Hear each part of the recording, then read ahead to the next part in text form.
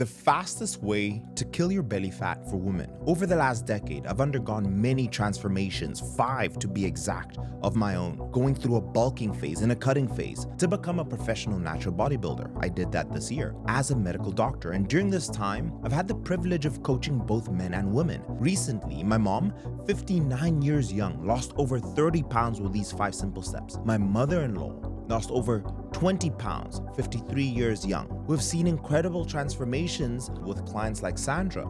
She dropped 50 pounds. Hallie, Kimberly, and even Dr. Ruth was able to lose her baby weight by addressing these 5 simple steps. This video is primarily for the ladies, but guys, this applies to you too. Watch it to educate your wife, your daughter, or the woman in your life. Let's kick it off. Step number 1 is what I call the tracking hack. I'm putting this first because fundamentally, data collection is so much more important for women compared to men. And you may be asking why. 1, you may be having your usual menstrual cycle. And when you have the science and the data at your fingertips, it allows you to move much more quickly. It's like using Google Maps or Waze, and you're being told exactly when to take a right turn and when to take a left. And this is going to give you the shortest route and the fastest route to your goal. Women often overlook tracking or are tracking the wrong metrics. You'll get discouraged, you'll take too many detours, and you won't stick to the plan. So why is this important? Number 1 is the menstrual cycle. And for those who don't know, menstrual comes from the Latin word month, reflecting this 28-day cycle that women experience from puberty until menopause. It's a sequence of events that occur in the body as it prepares for the possibility of pregnancy. It's 28 days, right, according to research papers, and it's highly variable. Women are all different. It can be as short as 21, as high as 35 days, this cycle. It's important to remember that all females are different when we're talking about hormonal changes and timings. But this part is important. The menstrual cycle is separated into 2 phases, the follicular phase and the luteal phase, and this is why it's so important. For the case of simplicity, for this video, we're just gonna focus on the hormone estrogen when it comes to this 28-day cycle. And as you can see, it peaks in the 2nd week of the follicular phase. And this is why it's extremely important to know this. Let me explain. These are estrogen's benefits. It helps the body efficiently use glucose for energy. It improves your overall energy levels and reduces the likelihood of storing excess glucose as fat. It improves your insulin sensitivity. It enhances the body's response to insulin. It helps stabilize blood sugar levels and preventing spikes and crashes in energy. It will reduce your hunger and cravings. Higher estrogen levels reduce the desire for fatty and sugary foods. It helps maintaining a balanced diet and avoiding unnecessary snacking. It will also reduce your fat storage. Estrogen reduces the tendency to store fat, especially in the lower body and abdomen. It will also increase a thing called your AMPK. Estrogen boosts levels of AMPK activated protein kinase, and this will promote fat burning and enhancing your overall fat loss. Estrogen increases the production of this good cholesterol. It also helps in terms of reducing cardiovascular risk, and it will also lower the risk of heart attack and strokes. It will reduce radical inflammation and radical damage. It will also boost muscle growth and recovery. Now that you know how estrogen benefits you and we understand the menstrual cycle, now we can understand how to lose fat quickly using estrogen as the centerpiece. Again, there's many more hormones, but we know that estrogen is at the lowest level in the luteal phase, that 14th day to the 28th day roughly. So all those benefits that I just listed, they basically go away or they're not functioning as well in the second half.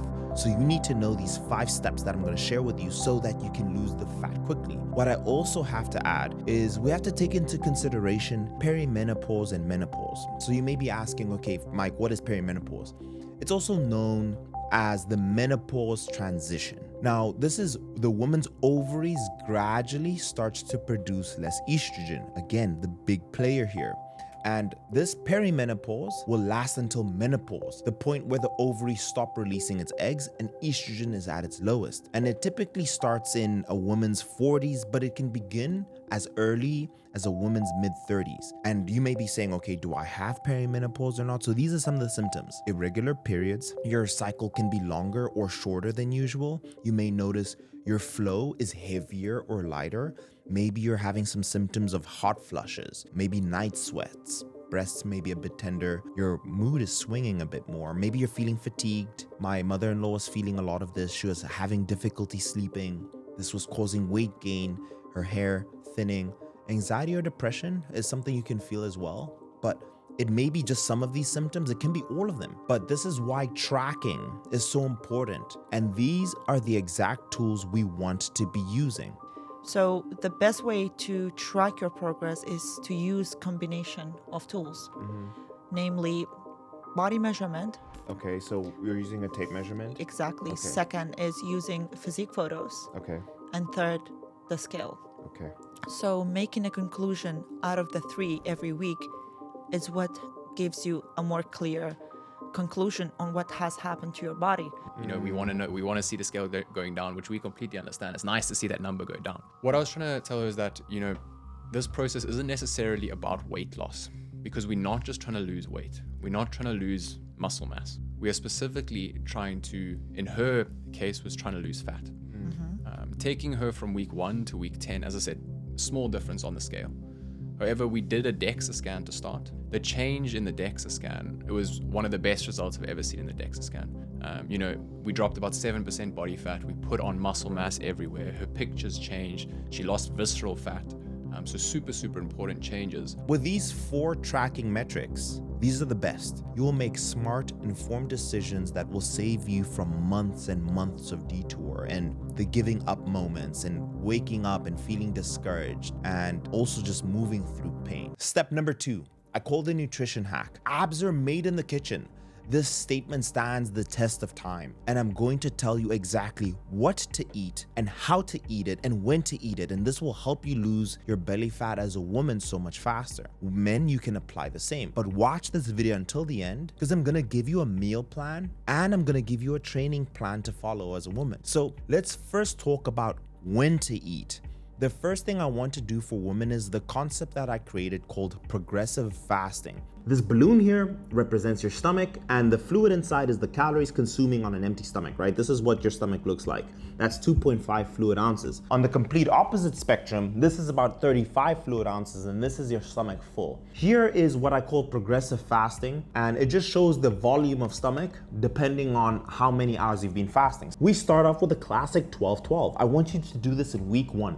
Just fast for 12 hours and eat within a 12-hour window period. And you can see that the size already from eating with a full stomach to only eating for 12 hours is already considerably less. And just doing this can help you establish a caloric deficit. For certainty, you want to track everything, but this is the simplest mechanical way, is just setting yourself a rule with restricting your eating through time. Now, moving forward in this balloon here, the water has been filled for 10 seconds. So it's 14 hours of fasting and a 10-hour eating window. Then into the 3rd week, I want you to do the classic 16-8. Fast for 16 hours and eat within an 8-hour window period. After that, you guessed it, fast for 18 hours and eat in a 6-hour window period. And then I do this. I fast for 20 hours and eat in a 4-hour window period. And when you do this system here, the progressive fasting, you establish a deeper deficit. Listen to what Dr. Zeno has to say about why fasting is so important. I absolutely love fasting. I do it myself.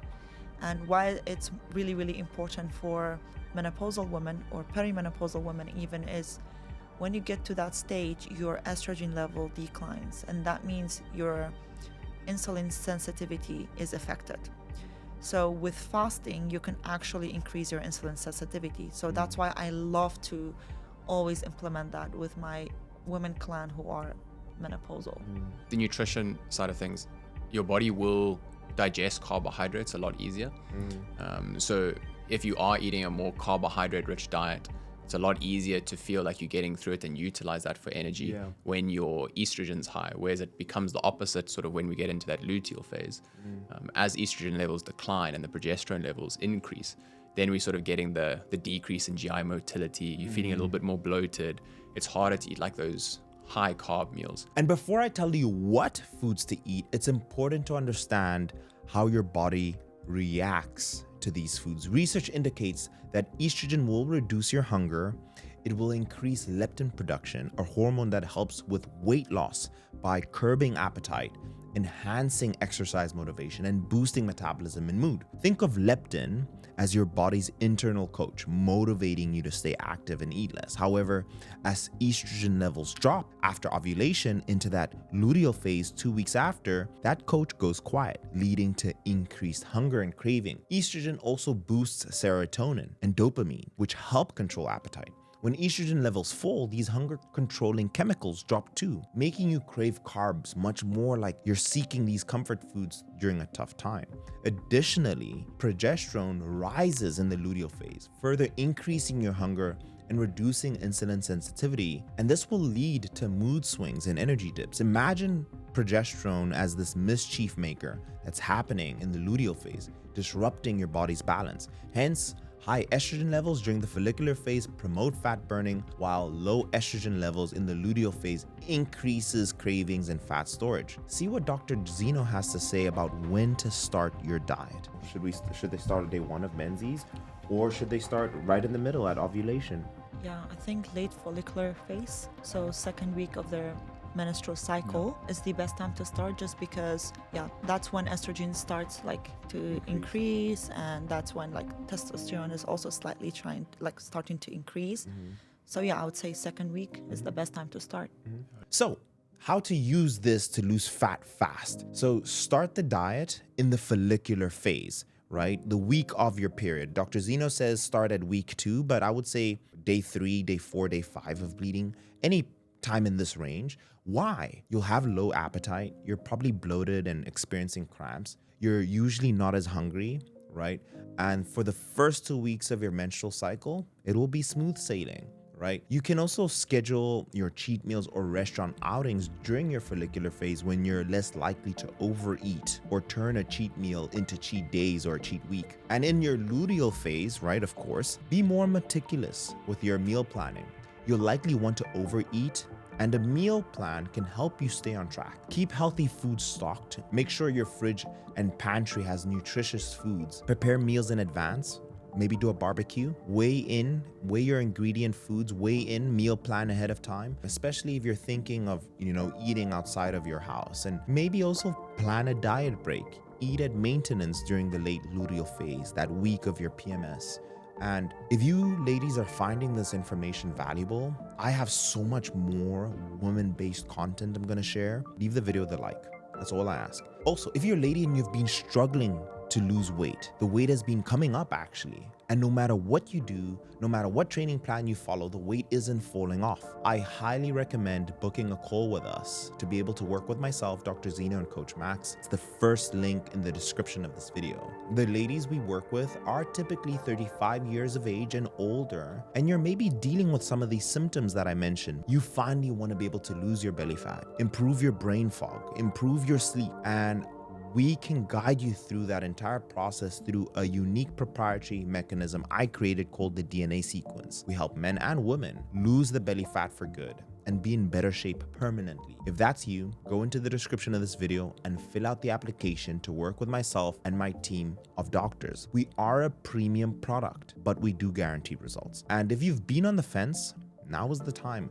We do have a few spots available for Black Friday on a special offer. Just mention it to my team when you're speaking to them and we'll take you through the process. Now, let me tell you exactly what proteins and fats you should be eating to lose your belly fat quickly. I would say make sure you eat 1 gram of protein per pound of body weight, just to make sure we are having the proper recovery and building the muscle. Consider increasing your protein intake during the luteal phase to manage those cravings. Plan for healthier options to satisfy specific cravings. So if you have a sweet tooth, add more fruits. If you want something more salty, some healthy nuts, but make sure you monitor the amount. And I also want you to recognize your individual dietary needs, right? And what you're craving. So these are the fats and the proteins I highly recommend. Adding olive oil, extra virgin olive oil is a great fat source, right? And how it can help you is with your heart health. It's rich in monosaturated fats and antioxidants, which can help lower cholesterol and protect your heart health. It also has anti-inflammatory properties, right?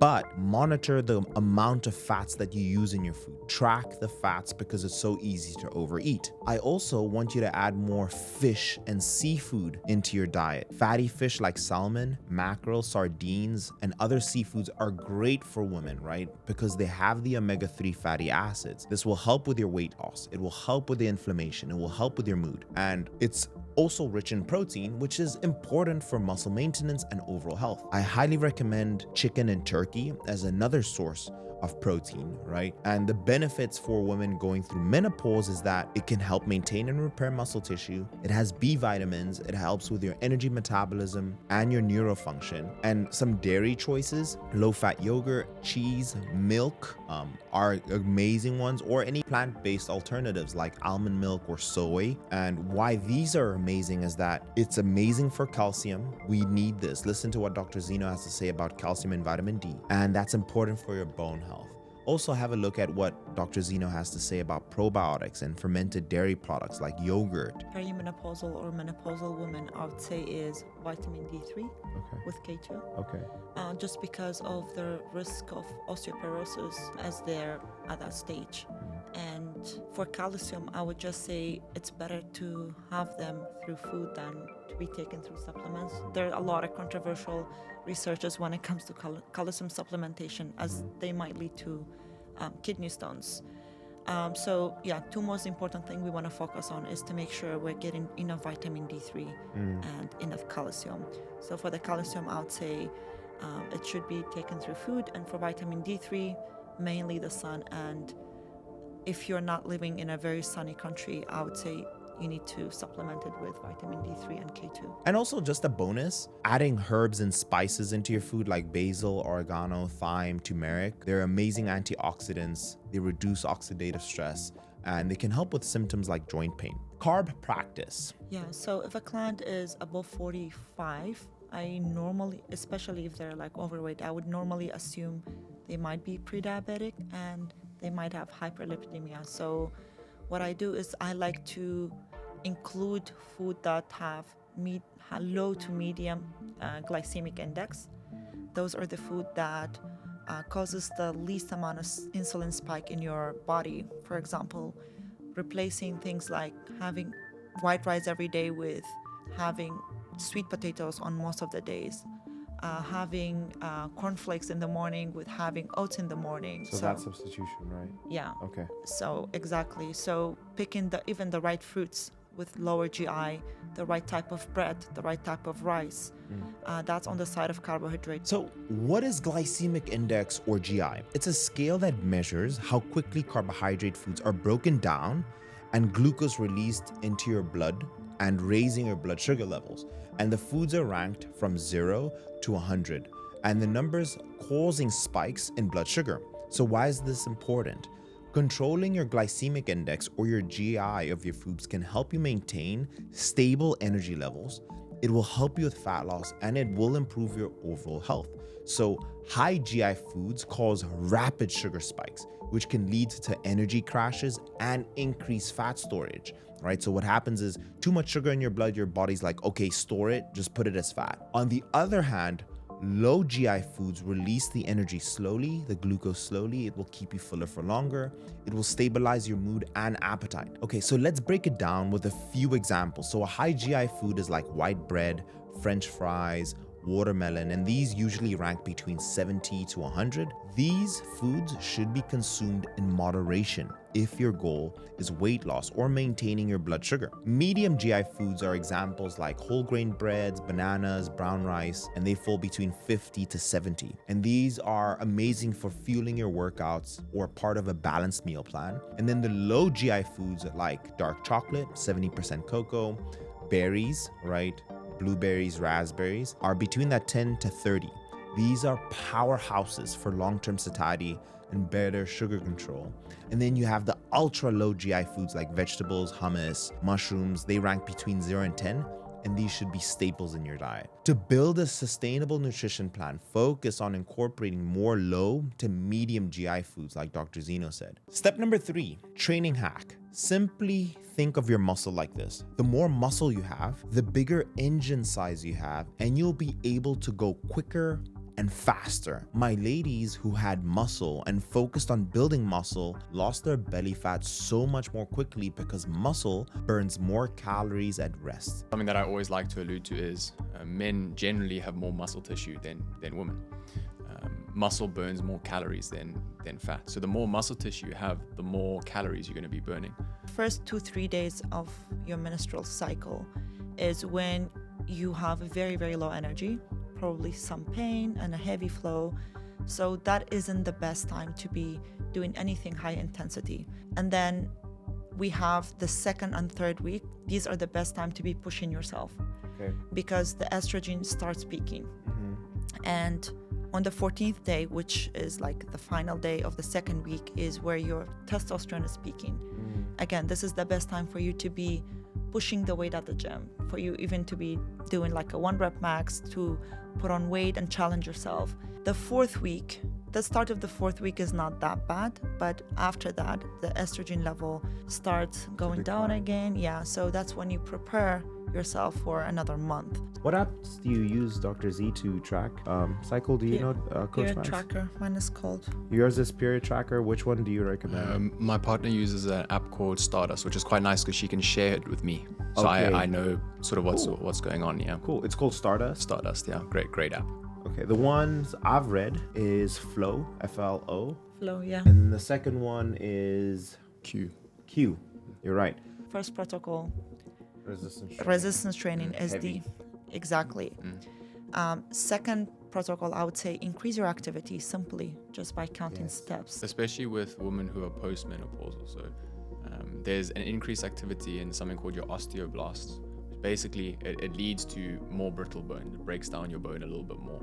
So it does put a lot of women at increased risk of fractures. And one of the most common ones in females who are postmenopausal is something called a neck of femur fracture. So the neck of your femur fractures, and that's because of falls, pretty much always.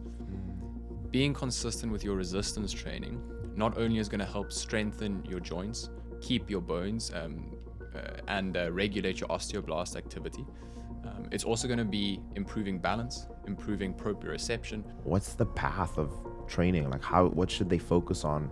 I would definitely be recommending 3 days minimum for women who are postmenopausal or going through menopause or just before menopause, perimenopausal. At minimum 3 days. Weightlifting, if we can get in weightlifting, that's awesome. Here is a workout plan for yourself.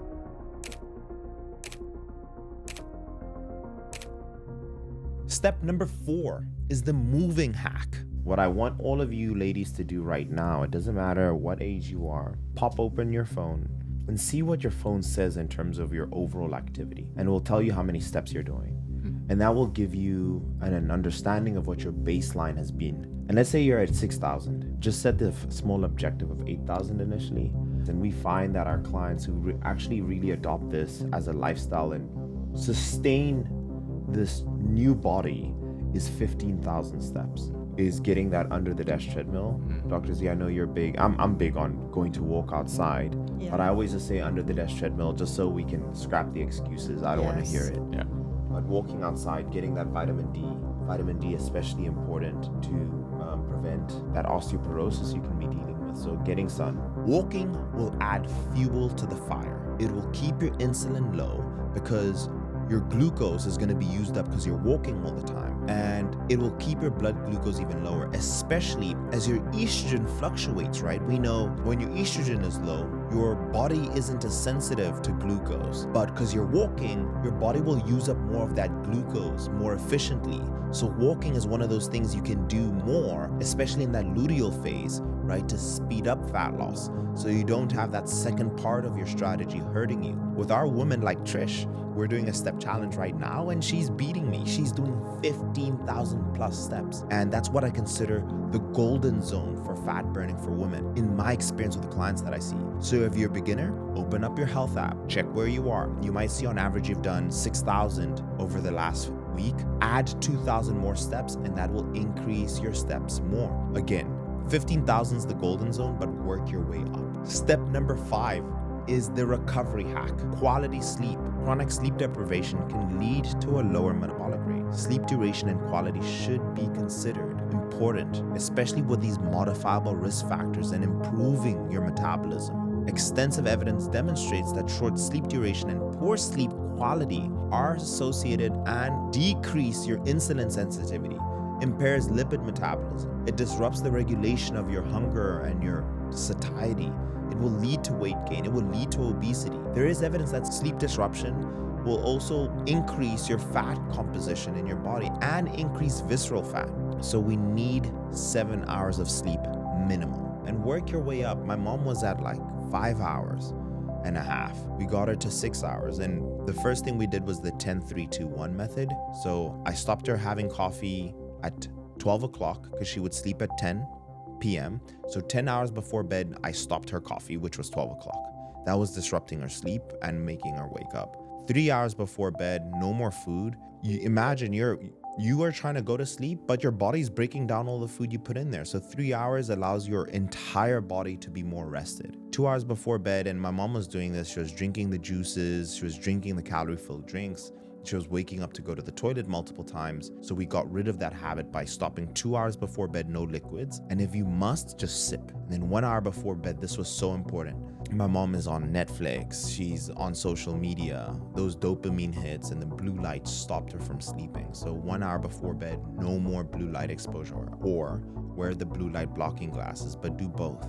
And then finally, for women, that's so much more important.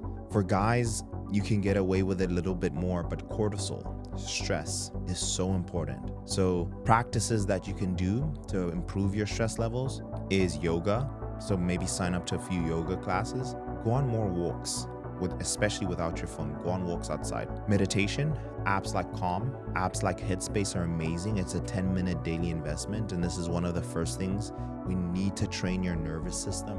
So calming down and bringing your cortisol level is like decreasing this wall to your goals. You don't have to jump over this thing every day. You just speed through and you'll see how fast your weight comes down. So meditating and sleeping more will improve your fat loss levels. But let me know in the comment section down below, ladies, for you who have lost your belly fat, let me know. Let the ladies know, is this information true and factual?